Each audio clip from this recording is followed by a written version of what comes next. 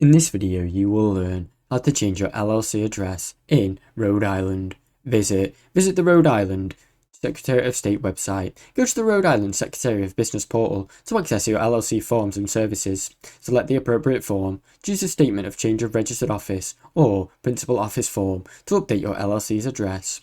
Enter LLC information. Provide your LLC's legal name, your current address, your new address, and where you want to register. Review your details. Double check all your information to ensure it is accurate before you complete and submit. Submit the form and pay the fee. File a form online or by mail, then pay the required fee to the Rhode Island Secretary of State. Update other records. Notify the bank, the IRS, vendors and more of your new LLC address to ensure it's all official. Now you know how to change your LLC address in Rhode Island. Thanks for watching. Don't forget to like and subscribe.